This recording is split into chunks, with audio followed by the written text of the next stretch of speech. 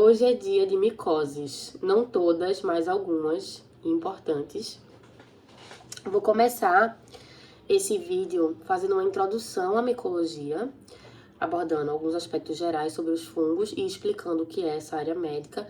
E em seguida, vemos algumas micoses, como, primeiramente, a pitiríase versicolor, em seguida, candidíase ou levedurose. Depois, vamos para dermatofitoses e talvez eu encerre esse vídeo com as micoses subcutâneas. Não tenho certeza se eu vou falar sobre micoses subcutâneas nesse vídeo, mas, enfim, pode ser que sim, pode ser que não, né? E aí aqui, nas micoses subcutâneas, a gente vê a esporotricose e a cromoblastomicose, ou simplesmente cromomicose, ok? Então, vamos lá. Primeiramente, introdução à micologia e depois algumas micoses, né, de grande relevância social e relevância aí para a saúde pública da população, né? Porque são micoses, principalmente no caso da pitiríase versicolor, das dermatofitoses também e da candidíase, a candidíase, né, extremamente frequente, enfim. Então são micoses muito comuns e normalmente, tá? Normalmente não são graves, tá? E aí eu falo isso com um certo cuidado e receio, porque nem toda apresentação clínica de uma candidíase, por exemplo, vai ser branda, né? A gente tem infecções por Candida auris, que podem ser sistêmicas, atingindo e lesionando órgãos internos e agravando algum quadro que a pessoa já tem, enfim. Então tudo isso vai depender da imunidade do hospedeiro, da quantidade de fungos inoculados, né, enfim, uma série de fatores que a gente vai estar comentando aqui. Mas, normalmente, a pitiríase versicolor, principalmente, a candidíase e as dermatofitoses são micoses de mais fácil resolução do que quando comparado, por exemplo, a uma histoplasmose, até uma PCM, né, que por mais que não leve o indivíduo a óbito, assim, né, gera mais sequelas, né, às vezes pode ter um tratamento mais dificultado, né, sem erradicação do parasita, beleza? Então, já a pitiríase versicolor, não, assim, não precisa às vezes nem fazer um tratamento oral, só um tratamento tópico já basta, já resolve, né? E a apresentação clínica também é branda, né? É mais branda e o prognóstico é legal, ok? Então, por isso, né, eu digo que hoje, né, a gente vai estar falando de algumas micoses menos graves, normalmente, ok? E principalmente mais comuns, mais frequentes e, portanto, mais conhecidas entre a gente, né? A candidíase mesmo, enfim.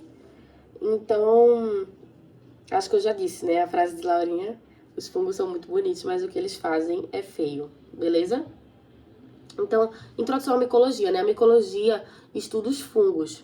E aí os fungos são organismos vivos pertencentes ao reino fungi, tá? Relembra os 5 reinos: monera, protista, fungi, animal e vegetal, beleza? Então, os fungos são os organismos pertencentes ao reino fungi, tá? São organismos eucariontes, ou seja, apresentam, né, um núcleo verdadeiro delimitado ali por aquela dupla carioteca clássica e tal, que a gente conhece, que a gente também tem. São organismos heterótrofos ou heterotróficos, né? Então não produzem o próprio alimento, precisam adquirir, né?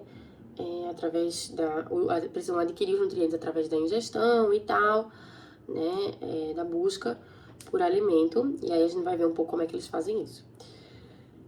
E por último, né, uma outra característica básica sobre os fungos é que eles podem ser uni ou pluricelulares, ok? A maioria, né, dos fungos são pluricelulares, mas a gente vai ver que muitos fungos causadores das micoses são unicelulares. Os fungos, muitas vezes, eles são confundidos com as plantas porque eles apresentam algumas semelhanças com né, os organismos do reino plantar e do reino vegetal. Então, por exemplo, os fungos são imóveis, crescem por adição e ramificação de estruturas e estão presentes no solo, nos vegetais e em massas de água. Mas as diferenças principais, né, entre os fungos e as plantas é que os fungos têm o glicogênio como substância de reserva energética, que é a mesma molécula, né, o mesmo polissacarídeo de reserva dos animais. Os fungos são heterotróficos, então eles não produzem o próprio alimento e eles não possuem, né, pigmentos fotossintéticos. Fungos são aclorofilados, portanto, né? E os fungos, eles apresentam a parede celular, mas a parede celular deles é constituída de quitina, né? Que é um polissacarídeo estrutural, beleza? E os fungos, morfologicamente, eles são classificados em filamentosos, leveduriformes e dimórficos. A gente vai estar usando muito essa classificação, eu vou estar sempre repetindo. Por exemplo, o fungo causador da esporotricose, né, é dimórfico, beleza? E aí, então, o que é isso, né? É uma classificação quanto à forma do fungo, evidentemente, né? Obviamente, eu tô falando de classificação morfológica. E aí, o fungo filamentoso vai ter o filamentozinho naquela célula fúngica filamentosa, que é a hifazinha, que aí dá pra ver bem bonitinho no microscópio, tá? Os fungos leveduriformes têm um formatozinho oval ou esférico e são unicelulares e se reproduzem por brotamento, que é quando você tem um organismo mãe e começa a nascer um brotozinho desse organismo mãe e aí eles amadurecem um pouquinho, depois se separa, né? Beleza? E os fungos dimórficos, como o nome já diz, né? Duas formas, então eles podem assumir a forma filamentosa ou a forma de levedura. Os fungos dimórficos térmicos, eles vão mudar a sua forma a depender da temperatura.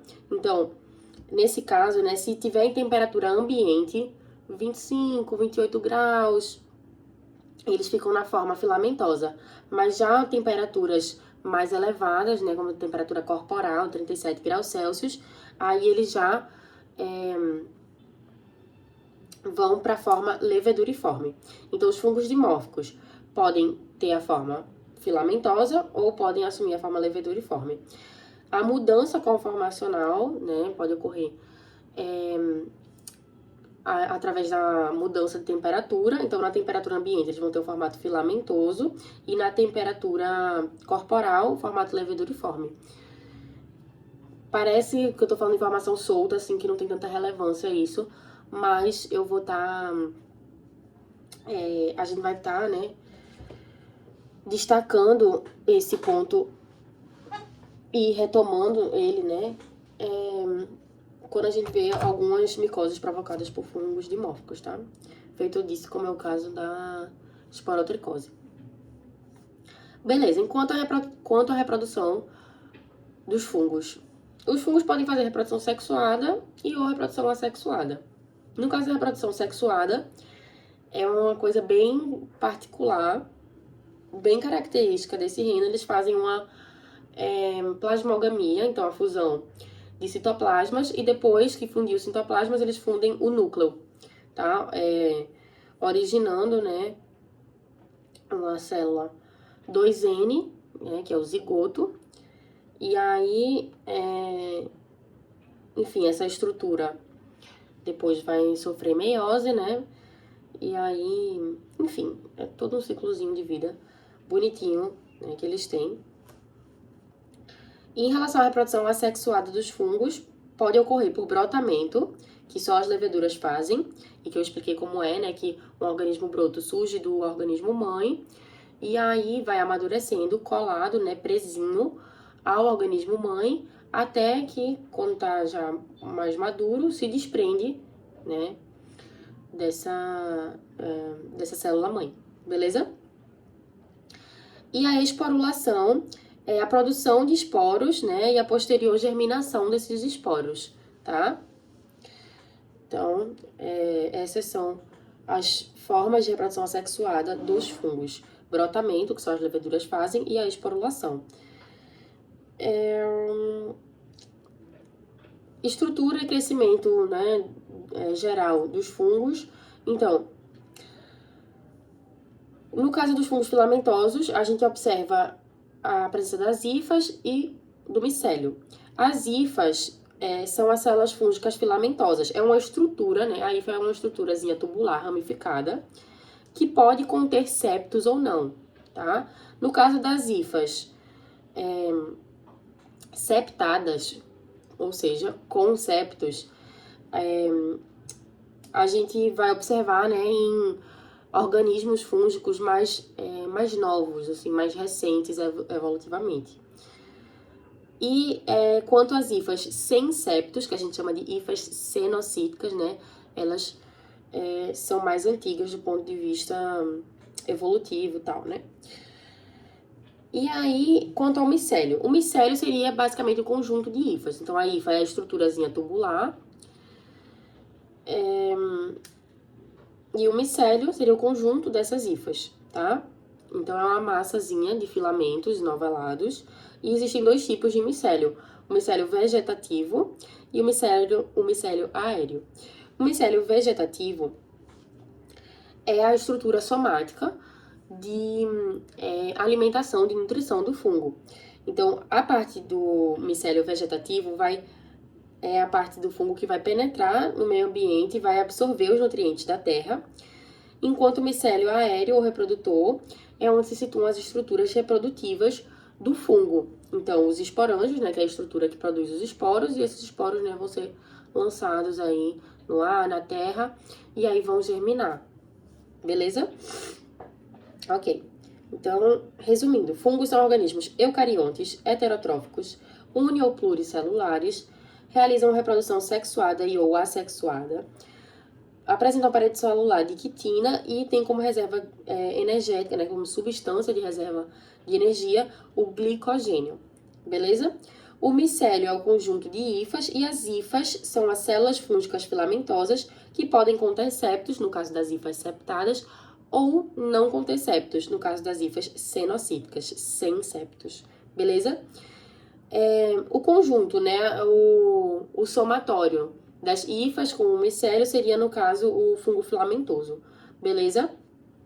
E lembra que o fungo leveduriforme é o único tipo de fungo que faz brotamento e eles vão ser sempre, né, unicelulares, com uma formazinha oval ou esférica, beleza? Aí, em relação à micologia aplicada à medicina, o que é que a gente tem? Micoses são as doenças provocadas por fungos. Então, pitiríase versicolor, as candidíases, dermatofitoses, esporotricose, cromoblastomicose, histoplasmose, paracoxidiomicose, eita, chega... criptococose,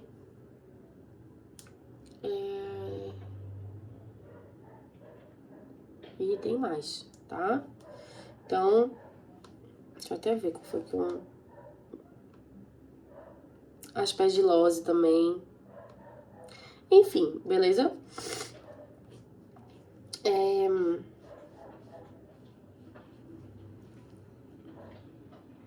Tava vendo aqui mais, mas é porque tem umas que a gente não vai falar sobre, nem nesse vídeo, nem em outros.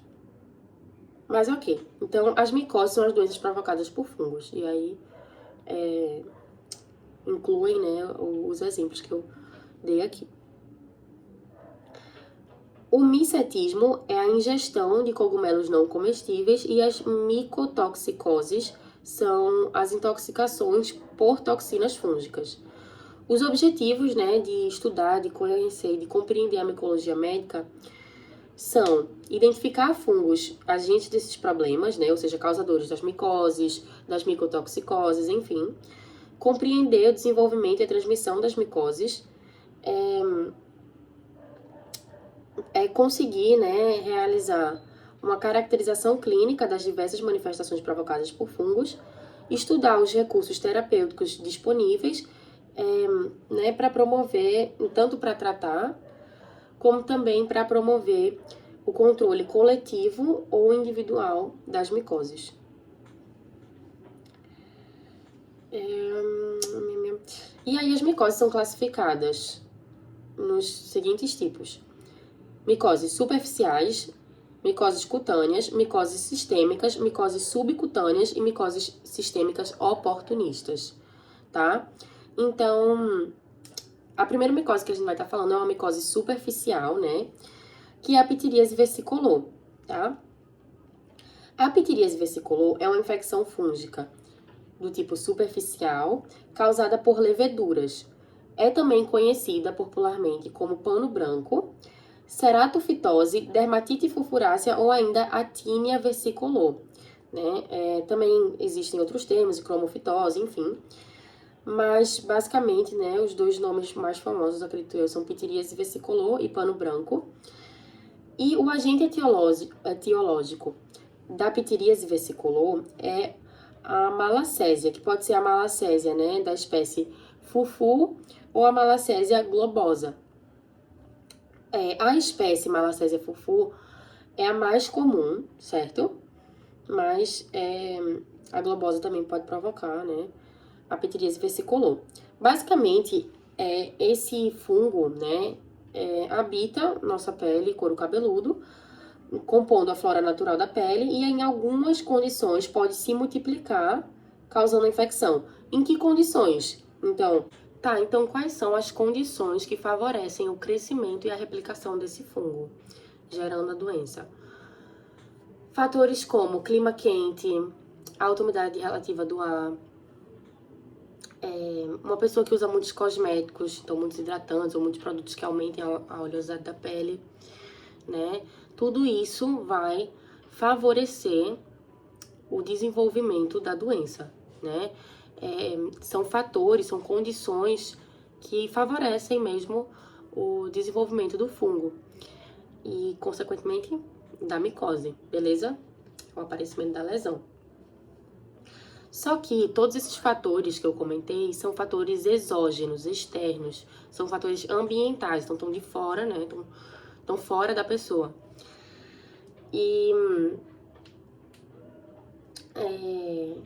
Mas existem também, né, condições intrínsecas que, né, podem predispor a pitiríase versicolor. Nossa, a minha dicção tá péssima hoje, perdão. Então, quais são, né, fatores endógenos que podem favorecer, né, o aparecimento dessa micose? Sudorese, pele oleosa, gravidez, pessoas em situação, né, de imunocomprometimento, pessoas com doenças crônicas, desnutrição e fatores hereditários, tá? E aí, normalmente, né, a localização das lesões é no tronco, na face, principalmente na testa, nos braços e no pescoço, porque são regiões que concentram maior oleosidade, tá? E a coloração da lesão pode ser classificada em 3 tipos ou níveis, né? Tem a lesão hipocrômica, a hipercrômica e a descamativa, tá? Então, dependendo do aspecto da lesão, né, a gente tem uma classificação ou outra. O diagnóstico da pitiríase versicolor, né, é um diagnóstico não somente clínico, né, mas também laboratorial. E aí, no laboratório, né, a gente utiliza um método de Porto com microscopia, e aí consegue observar, né, a levedurazinha para fechar o diagnóstico. E a nível clínico, né, existem alguns sinais clínicos que indicam, né, pitiríase versicolor. Existem 2 sinais clássicos, o sinal de Besnier, ou sinal da unhada, e o sinal de Zilleri. O sinal da unhada é caracterizado por uma descamação furfurácea da lesão quando é raspado com a unha. Então, você pega na lesão, descasca assim, e aí, enfim, raspa, né? E aí, ela vai descascar um pouquinho. Eu falei descascar, né, primeiro, quando era pra dizer raspar. E aí, é uma descamação furfurácea, né, quando você realiza esse atrito aqui, beleza? E o sinal de Zilleri é um sinal clínico observado ao ser feito um leve estiramento com os dedos da região sugestiva de pitiríase, sendo observado nessa região um discreto esfacelamento da queratina. Então, você tem a lesãozinha, você estica, né, estira ela com os dedos, e aí vai haver um esfacelamentozinho da queratina, né, sugestivo aí para dermatite furfurácea, né, para pitiríase versicolor. E o tratamento, né, ele é tópico, né, e pode ser também sistêmico. No caso do tratamento tópico, a gente utiliza sulfeto de selênio, se for, né, no couro cabeludo. Shampoo, a concentração 2,5%. Se for em loção, né, concentração 1%. Também é utilizado tiaconazol, também 1% em loção, e isoconazol, uma solução a 1%, beleza? No caso do tratamento sistêmico, cetoconazol, tá, é usado de 10 a 15 dias, numa dosagem aí de mais ou menos 200 miligramas por dia. E o itraconazol, tá, 200 miligramas por dia, durante 5 dias, ou 400 miligramas por dia, né, uma dose única. Mas normalmente não é necessário fazer o tratamento sistêmico, tá? Porque é uma infecção bem superficial e que não, assim, normalmente nem coceira provoca, tá? Então, a lesãozinha e trata com a medicação tópica, a maioria das vezes tá resolvido. E aí, depois de fizer o tratamento, é bom se expor ao sol, né? Porque normalmente no local da lesão, não leva sol, não bronzeia. Então, aí você vai pro sol, compensa. Pronto, essa é a pitiríase versicolor. Agora vamos falar um pouquinho da candidíase, tá? Candidíase ou leveduroses. Ah, eu esqueci de falar diagnósticos diferenciais para pitiríase versicolor, né? Porque tem muitas doenças que têm uma clínica parecida com a pitiríase versicolor, mas, na verdade, né, outro diagnóstico provocado por outro agente etiológico e portanto, né, outra doença. Então, doenças que podem confundir clinicamente, né, com o pano branco.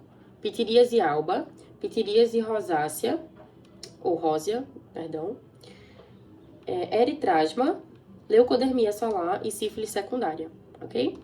Pronto, agora vamos para a candidíase. A candidíase é uma infecção oportunista, é a mais frequente infecção fúngica oportunista, tá? E é causada por fungos do gênero Candida, tá? Então, principalmente aí a Candida albicans, né, é a mais conhecida, mas também pode ser causado, né, pela Candida glabrata, pela Candida krusei, pela auris tropicalis, parapsiloses, Guilhermondi, enfim, tá vendo, né, que tem várias espécies aí que podem provocar a candidíase. A albicans e a auris também, né, eu acho, são as mais conhecidas. A auris, ela é mais perigosa, né, é um super fungo, e aí é um fungo oportunista, tá, raro, e causa, né, infecções graves, principalmente em pacientes hospitalizados, e normalmente a transmissão está associada aos profissionais de saúde. Então, o uso de catéter que aí contamina, enfim, os profissionais de saúde, eles parecem realmente estar muito atrelados a essa transmissão da doença, ok? E aí, a cândida, né, ela habita a mucosa oral, genital e gastrointestinal do ser humano. E aí, em algumas condições, né, ela vai se multiplicar e provocar aí a patologia, beleza? Né, vai gerar sinais, sintomas. E aí, quais são os aspectos epidemiológicos da candidíase? Distribuição cosmopolita, beleza?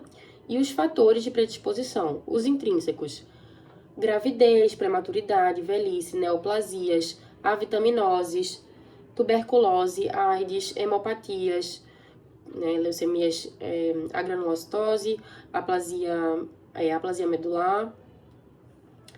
E também, né, outras condições como hipotireoidismo, diabetes, enfim.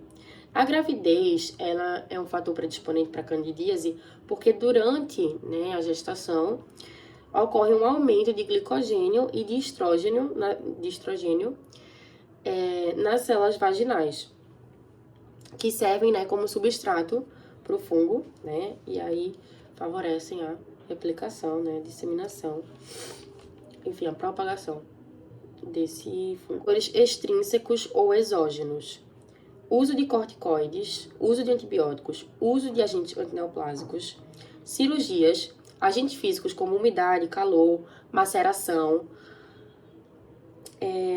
etilismo, tabagismo, beleza? São fatores exógenos, né, que predispõem aí a candidíase.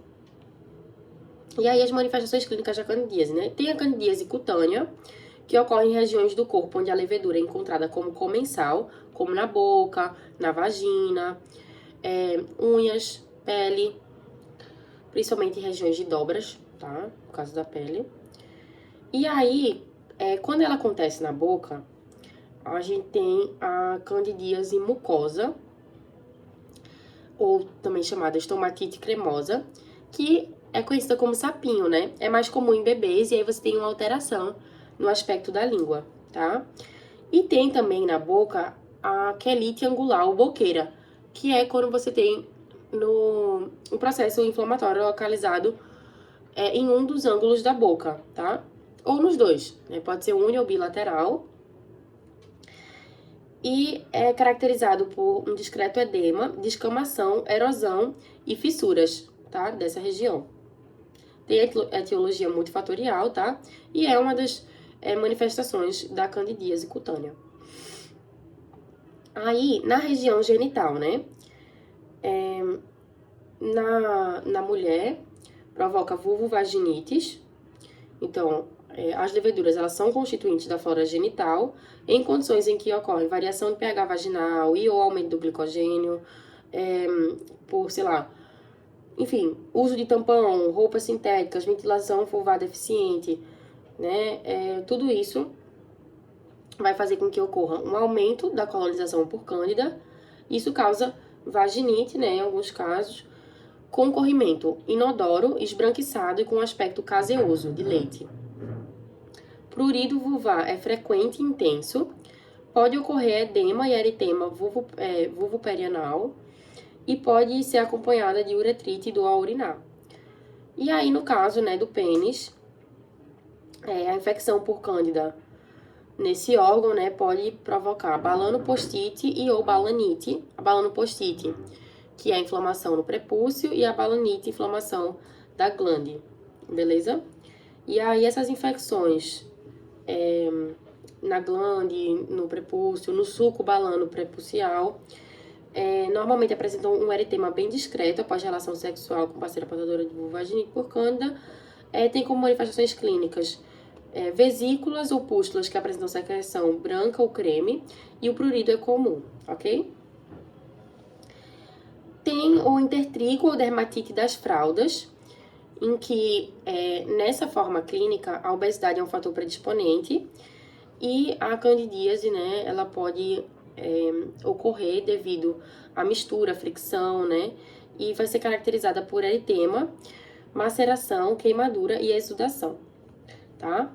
O intertrigodermatite das fraldas é a infecção por cândida afetando as pregas cutâneas, frequentemente complica o intertrigo e é mais comum em obesos, diabéticos ou imunodeficientes. Ocorre em superfícies cutâneas quando entram em contato uma com a outra. Então, por exemplo, axilas, dobras, as dobras do pescoço, prega interglútea, entre os dedos, normalmente os dedos dos pés, tá? E ainda, né, tem as candidíases nas unhas, que a gente chama de onicomicose por leveduras, né? Que pode acometer as unhas, ou uma unha só, e cutícula, beleza?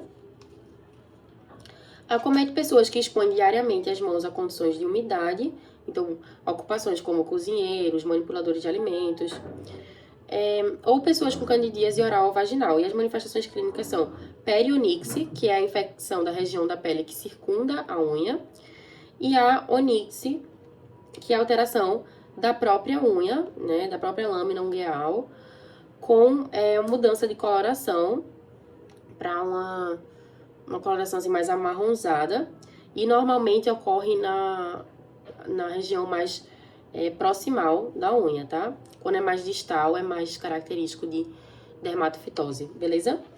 Que é a onicomicose, né, por dermatófito.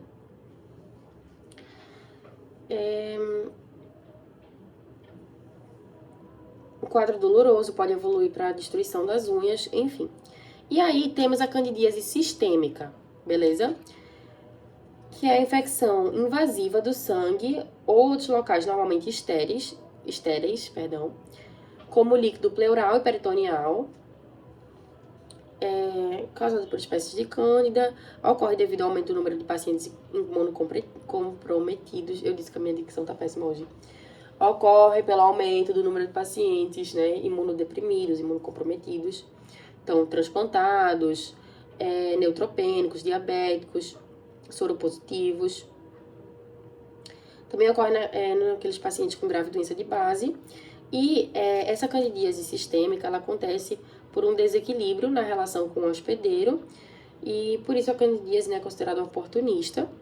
A transmissão através de mãos colonizadas com cândida dos profissionais de saúde, utilização de dispositivos intravenosos, né, intravasculares, implante de próteses contaminadas, infusões parenterais contaminadas, enfim, tudo isso, né, colabora para o aparecimento dessa infecção. E aí, os sintomas da candidíase sistêmica são bem inespecíficos e variam desde febre, fadiga, confusão mental, ansiedade, taquicardia, a calafrios, hipotensão, enfim. E esses sintomas, né, eles vão depender da carga fúngica, do local de contaminação e da profundidade da inserção tecidual. O diagnóstico, né, para candidíase é laboratorial, com coleta e processamento da amostra clínica. Pode ser feito exame direto ou cultura, beleza? E aí o tratamento, né, vai depender da forma clínica da levedurose. Então, tipo assim, se for na unha é um tratamento, né? Se for na vagina já é outro. Agora as dermatofitoses, ou tinhas, né? As dermatofitoses são micoses causadas por fungos filamentosos denominados dermatófitos. Os dermatófitos, eles se assemelham em termos morfológicos, fisiológicos, imunológicos e taxonômicos. E aí você tem alguns gêneros como o Microsporum, Epidermophytum, o Trichophytum, que eu acho que é um dos mais conhecidos, né? Todos esses são considerados fungos dermatóficos, justamente, né, porque eles são parecidos nesses aspectos, né? Nesses aspectos que eu disse, morfológicos, taxonômicos, fisiológicos, etc. Os dermatófitos, eles são queratinofílicos, tá? E eles podem ser geofílicos, antropofílicos e ou zoofílicos. 2/3 das espécies de dermatófitos associados à doença no homem são antropofílicos, ok? Os dermatófitos agem no extrato córneo da pele, chamada pele glabra, em pelos e unhas, ok? A infecção vai ser influenciada pela virulência do fungo e pela sensibilidade do hospedeiro à queratose. E quando o dermatófito coloniza a camada córnea da pele, pode ocorrer resposta inflamatória, provocar lesão clínica e desaparecer, ou tender à cronicidade, né? O que vai determinar esse processo e a resposta são a região atingida, a espécie que causou a lesão e o estado imunológico do hospedeiro. Então, em resumo, a dermatofitose, né, é uma infecção fúngica que varia de leve a severa, relacionada a fatores como reação do hospedeiro, produtos metabólicos do fungo, virulência da cepa, localização da infecção, fatores do meio, enfim, tá? E quais são as vias de contaminação? A via direta, através do contato direto com o dermatófito, e a indireta, né, que é através de vestimentos, tapetes, piscinas de natação, vestiários escolares, sala de banho coletivo, pente, boné, fronhas, telefones, brinquedos, tá? E aí, tipo assim, aqueles orelhões, assim, e tal, né? Tudo isso vai servir como via de contaminação. Via de contágio, né? Epidemiologia, distribuição geográfica cosmopolita, podem ser encontrados em todas as regiões do mundo. E quais são as manifestações clínicas? O aspecto clássico da tinea, né, da dermatofitose, é uma lesão circular descamativa que cresce que cresce para fora, tá? E circular. E a periferia, né, normalmente ela tem um aspecto mais inflamado e mais escamoso que o centro. E as apresentações clínicas, né? No caso do couro cabeludo, você vai ter escamas epidérmicas. E quando acomete os pelos, né? O parasitismo ele pode ser do tipo ectotrix ou endotrix, beleza? E aí a gente chama tinea capitis. Na pele glabra, né, a gente chama tinea corporis. E aí a gente vai observar escamas epidérmicas com localização única ou múltipla. Nas regiões das grandes pregas, a tinea cruris ou eczema marginado de Ebra, né, também com ocorrência de escamas epidérmicas, e a gente tem que, né, diferenciar das leveduroses e do eritrasma, tá? Quando a dermatofitose acomete os pés, tinea pedis com escamas epidérmicas, e nas mãos tinha mano, mesma coisa, né, a manifestação, escamas epidérmicas, e normalmente coça muito, beleza? Nas unhas, né, a gente tem a chamada onicomicose por dermatófito, né, quando acomete a lâmina ungueal, e aí a gente vai ter a presença de escamas ungueais, principalmente na borda distal da unha, que podem levar também à destruição, né, total da lâmina ungueal, e também é conhecida como tinea ungueum. Então, como é que ocorre, né, o desenvolvimento da doença? Então, você tem um fragmento de hifa, uma pele com escoriações pré-existentes, ainda que mínimas, e aí o fungo ele cresce ali e cresce, né, de forma circular, excêntrica, né, para fora. Então, é importante a gente coletar o material da borda da lesão e vai gerar uma lesão ali, né? O diagnóstico é feito ou por exame direto, com hidróxido de potássio, 10 a 40%, ou por cultura, né? No exame direto a gente observa hifas hialinas, né? Ou artrosporadas em parasitismo, ao longo do pelo ou nas escamas epidérmicas ou ungueais. A depender, né, da região da lesão, né, e do material coletado. E na cultura, né, cultura em placas de Petri com clorafenicol, incubado a 28 graus Celsius durante 15 dias. Na lâmina observam-se estruturas de ornamentação, por meio delas é possível chegar ao gênero e à espécie do agente etiológico, tá? O tratamento é demorado, geralmente longo, oneroso, utiliza drogas pertencentes às classes das alilaminas e dos azóis. Então, nos azóis, né, a gente dá um destaque para o itraconazol, né?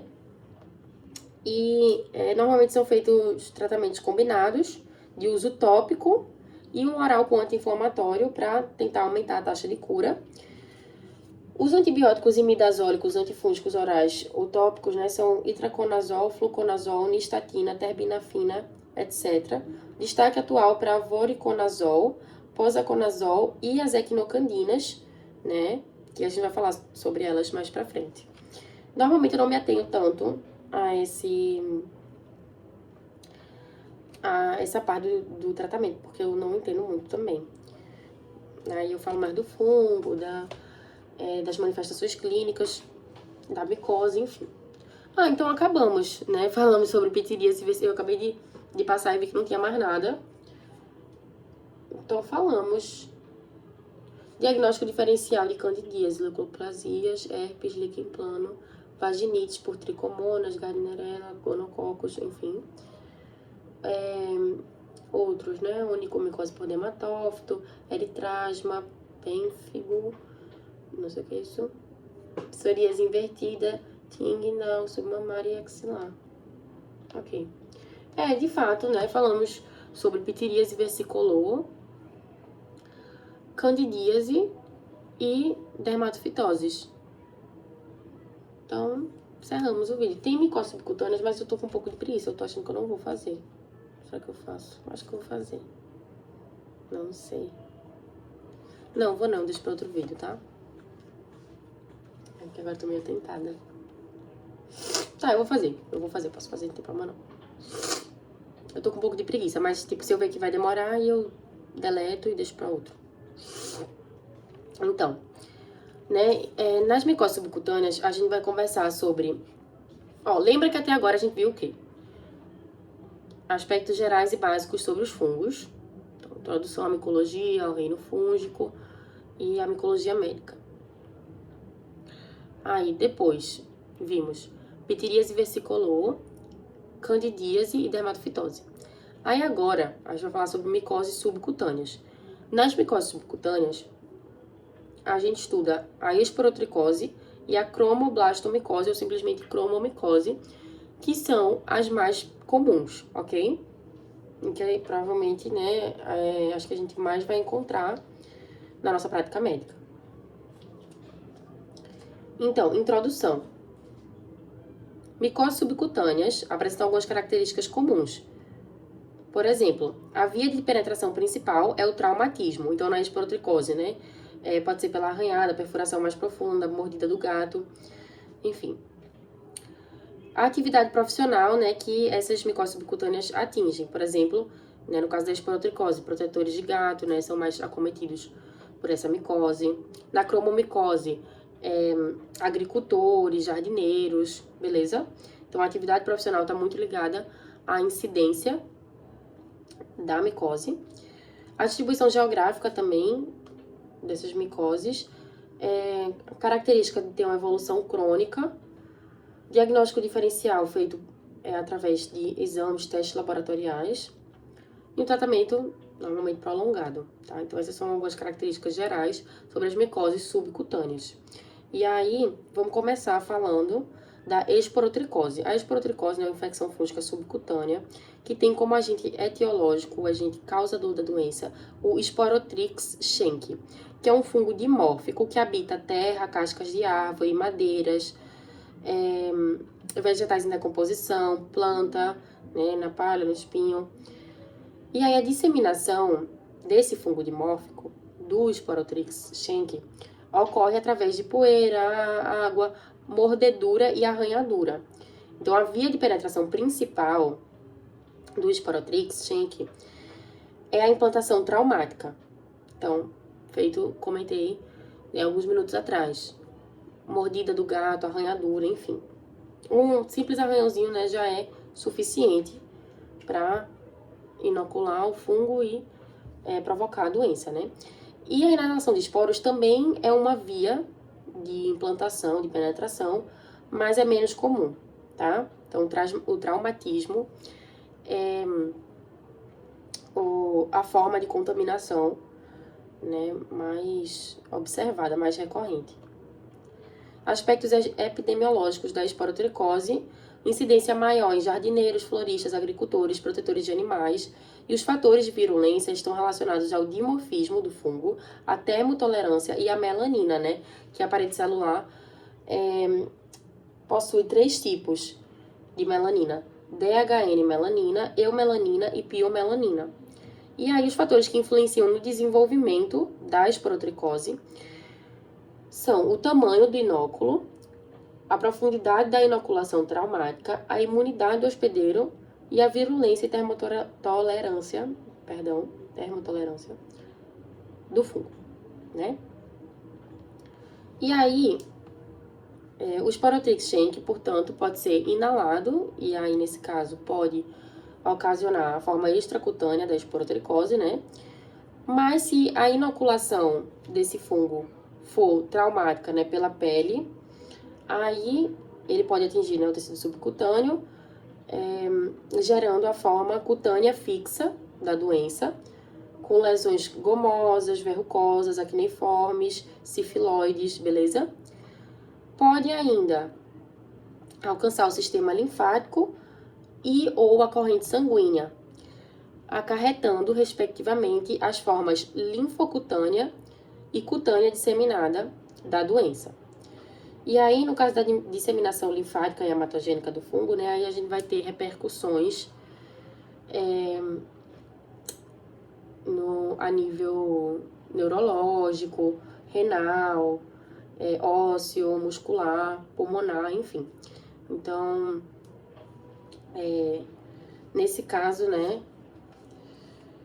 alguns órgãos internos importantes, né, feito eu falei, como os rins, ossos, músculos, pulmão. Diagnóstico citológico.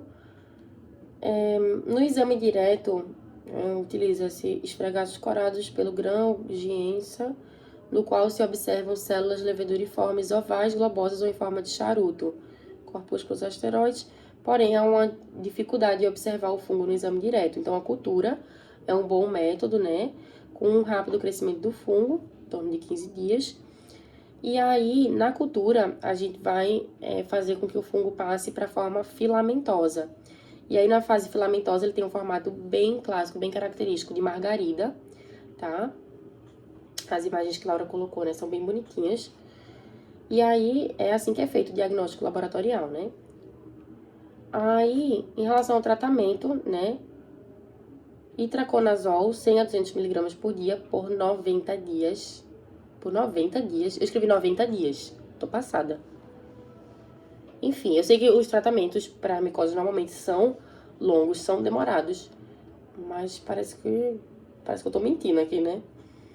Iodeto de potássio, tá? 4,5 a 6 gramas em adultos, 3 gramas em crianças, né? E aí, durante 6 a 10 semanas. E termoterapia sobre as lesões até melhoria clínica. Até melhora clínica, perdão. E agora, cromoblastomicose e cromomicose, né? Que também é uma micose subcutânea. E tem um caráter crônico, tá? De evolução lenta. E é causada por fungos da família Dematiaceae. São fungos que possuem pigmentos melanoides na parede celular, estão presentes no solo e em vegetais. E os principais fungos envolvidos, né, na ocorrência das cromomicoses são o Fonsecae pedrozoi, Fonsecae compacta, Fialophora verrucosa, Cladosporum carrione e Rhinocladiella aquaspersa. Esses fungos, tá, causadores da cromoblastomicose, eles crescem muito lentamente e eles, né, são inoculados por via traumática. Então, a via de implantação, né, o traumatismo, assim como a esporotricose. Lembra que isso é uma característica comum das micoses subcutâneas, né, a via de penetração ser o traumatismo. Então, perfuração, né, a arranhada, a mordedura do gato, enfim. E aí, voltando aqui, cromoblastomicose, né, como é a clínica dessa micose? Então, lesões, principalmente nos membros inferiores, sem acometimento ósseo. Forma clássica, né, a forma verrucosa, com aspecto de couve-flor, ulcerado ou não. Tem também a forma nodular, eritema descamativa, forma tumoral em placa cicatricial, lesões nodulares papulosas, disseminação por contiguidade unilateral em extremidades expostas. Ok. Em relação à epidemiologia dessa doença, né, é uma micose mais prevalente em homens de 20 a 50 anos, habitantes de área rural. O indivíduo contrai a cromoblastomicose quando os fungos que a causam são introduzidos na pele através de ferimentos ou traumas. Então, por exemplo, pisou em um espinho, ou então uma ferramenta ali da terra, né, contaminada e machucou o trabalhador. Esses fungos, eles são encontrados no solo, nas plantas e na madeira em decomposição. Então, a inoculação, né, ela ocorre por meio de cortes, arranhões, né, uma farpa, alguma coisa. Feito disso, pisou um espinho ao andar descalço, né? Então, é uma doença que atinge profissionais como jardineiros, marceneiros, agricultores, floricultores. E o diagnóstico, né, o diagnóstico citológico, e com observação, né, de células fúngicas globosas de parede espessa, com coloração castanha, apresentando ou não septação interna, também chamada de corpos escleróticos ou células muriformes, e o que identifica, né, a estrutura que identifica, né, são os chamados corpos fumagoides. O tratamento é prolongado e difícil em razão da resistência das recidivas. O tratamento sistêmico, né, envolve o uso de anfotericina B, ou itraconazol combinado com 5-fluorocitosina, ou ainda isoniazida combinada a iodeto de potássio. E pode haver, né, remoção cirúrgica, eletrocoagulação, laser, termoterapia, a depender do quadro clínico, da necessidade, enfim, ok? Então, isso são as micoses subcutâneas, né, esporotricose e cromoblastomicose. Em relação ao diagnóstico diferencial, né, de cromomicose, diferenciar de esporotricose e verrucosa, leishmaniose e verrucosa, sífilis terciária, PCM, né, que é a paracoxide e... Na minha cabeça eu falo super certo essa doença, quando eu tô pensando assim, aí eu falo, mas quando eu falo não vai, né? Agora eu tô tornando isso aqui uma questão de honra. Paracoccidioidomicose. Paracoccidioidomicose. Maravilha. Então, paracoccidioidomicose, eu já perdi o raciocínio, né? Por último, diagnóstico diferencial de cromomicose micetoma, tá? É isso, micoses subcutâneas, esporotricose, cromoblastomicose. E acabamos.